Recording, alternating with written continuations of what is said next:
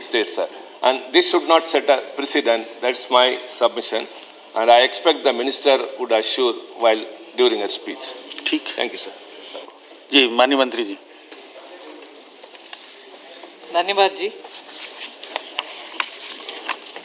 Sir, I first of all would like to thank all the leaders belonging to the various parties. I take them with their names with due respects. Shri Ghulam Nabi Azad ji, Tiruchi Shivaji, Satish Mishra ji, Professor Yadav, Derek O'Brien, Namanita Krishnan ji.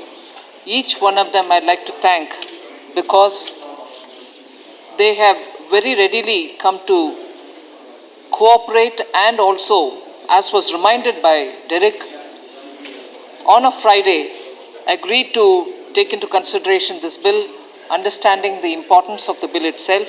And therefore, let me start by specifically thanking each one of them for having been very cooperative in sitting through this consideration.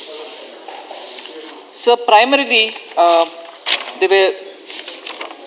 before I start, there were 12 members of parliament who spoke in detail about the bill. I thank each one of them.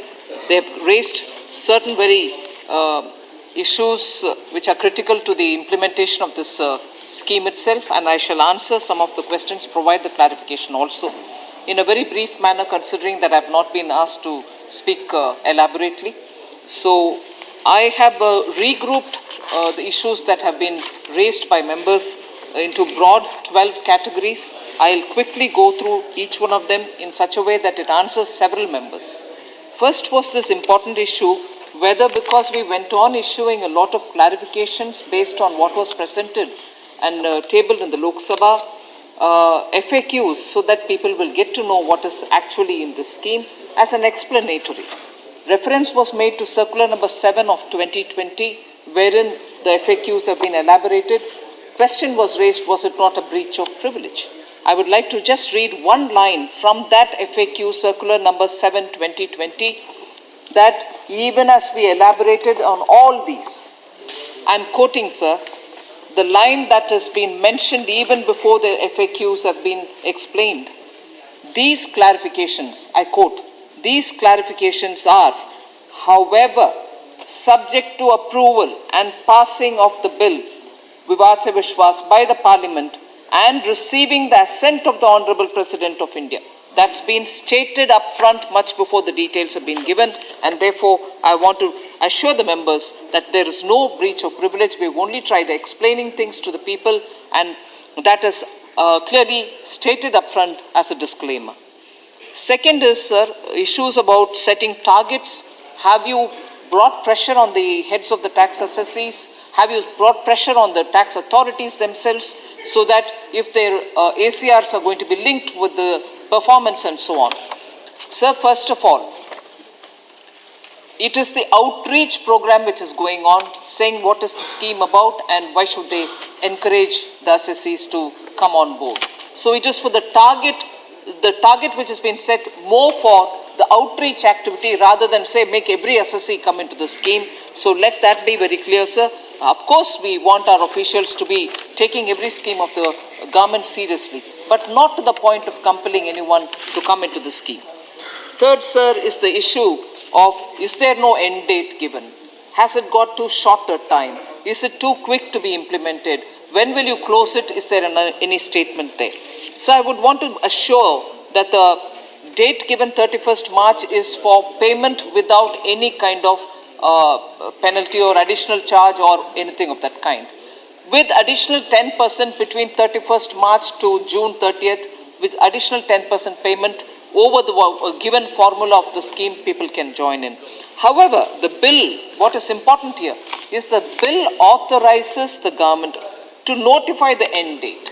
So depending on how this whole thing is going, based on the suggestions coming from the tax assessees themselves, the notification will be issued subsequently.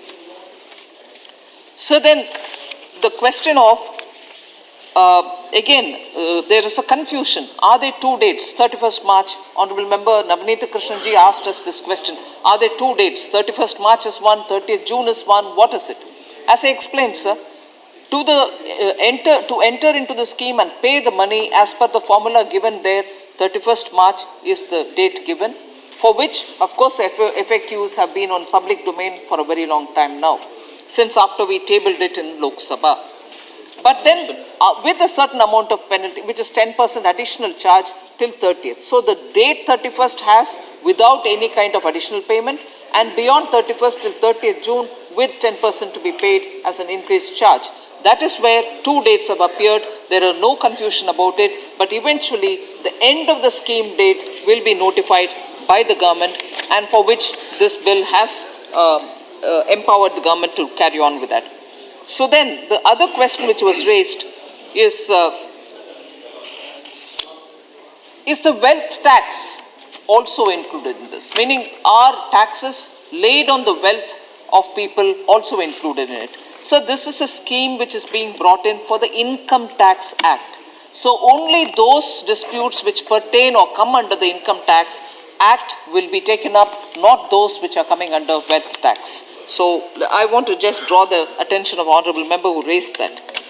Now, also very important, a question which was raised was, all right, you're giving us the scheme, this is because there have been disputes. But why at all the disputes? Are you doing anything to reduce the root cause of litigation and so on? So I want to assure members that reducing the discretion which is in the hands of the tax authorities, and who also have high-pitched assessments for any assessee, and then also further pursuing it and so on, all this is now coming to to a zero, because the government has now used technology, and we are bringing in faceless assessment.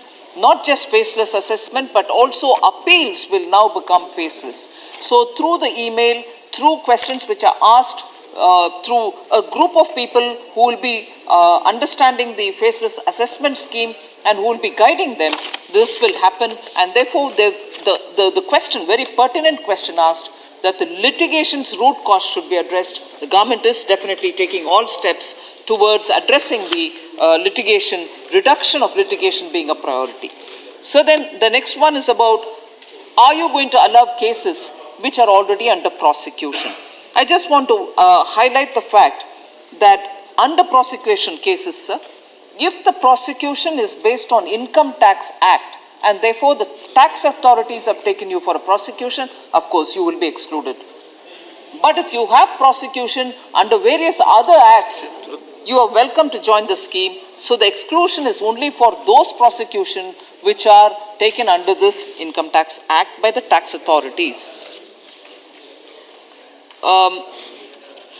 So before I come to this issue which Member Tiruchi Shiva has raised, I'll move over to the question which was raised by Member Amar Patnaik about the transfer pricing related matter.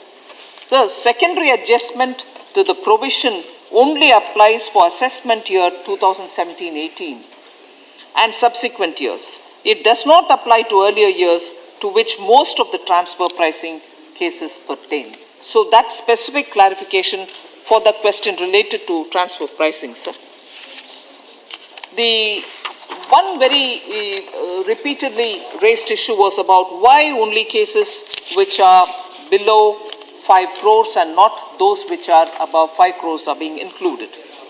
Sir, I want to make it clear here that these cases have been excluded. Those above 5 crores have been excluded so that large evasion related cases and fraud cases do not come into the scheme and take advantage of this scheme. That is why we've limited it to the topmost extent of 5 crores and not beyond. So we do not want disputes which involve larger sums to take advantage of the scheme much before we can even establish what is behind those kind of disputes. So the last 2 points which I would like to highlight, just so that my Parliamentary Affairs Minister is not worried if I'm taking too much time, is the issue of, is this going to provide amnesty to those who are covered under the demonetization related cases? Honorable Member Wilson raised that question. So this, first of all, this scheme is not an amnesty scheme at all. But it is, the taxpayer has to pay a certain tax amount, and that tax amount the undisclosed cash deposit during demonetization is liable to be suffering a tax of 75%. Hence, the taxpayer has to pay 75%, the demonetization related people. The taxpayer has to pay 75% of tax for settling the dispute regarding the cash deposits which have been made during the period of demonetization. So it's not an amnesty for anybody. And lastly, what happens to those who have paid tax under protest? Sir, it is mentioned in the bill that if the amount already paid by the taxpayer exceeds the amount payable by the taxpayer under the scheme, refund shall be granted to the taxpayers. So those who are paid with a protest, if the amount paid already is much higher than the tax which they have to duly pay, then you have this relief of the refund coming in. Lastly, sir, the issue of the language. The use of language as to why Vivad se. Actually speaking, sir, yes, it is not put in the bracket. The Direct Tax Bill 2020 is the bill's name. The Vivad se Vishwas should have been technically within brackets just for making it clear. I fully respect the view given by Tiruchi Shivaji and also Member Wilson. I do respect that, yes, bills can ideally, even I would love to have them in each one of the regional languages, but not really intended to impose any particular language. What I can, of course, give as an assurance to the honourable members who have raised this issue is through a circular, I'll ensure that all regions do use it with the local language and also advertise it through a local language than to have just that one expression in Hindi, which may not, I agree, be understandable by many of the regional language speaking tax assessees. Sorry, it won't substitute because again I will have to go back to the Lok Sabha to seek the consent and so on. So because it has a practical difficulty, no. Okay. No. I've heard that, sir. I would appeal to the members. Please be sit down. I've Will not go in heard record. both Honourable Member Wilson and Honourable Member Shiva. Yes, he reminded me, I am also from a non-Hindi speaking state. I do understand the importance of mother tongues and regional language. In this case, I yield by saying, I give an assurance that we will have circulars going to all the regions to highlight each of the points in this scheme in the respective regional languages. Thank you, sir. With that, I seek the support of all the honourable members and once again thank all of them for having been so cooperative.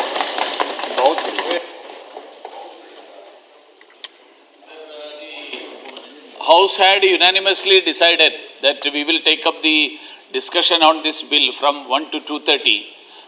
Now the time is exactly 2:30. So till the proceedings of the passing of the bill is over, the House may decide to sit till it is over and then proceed to the private member business.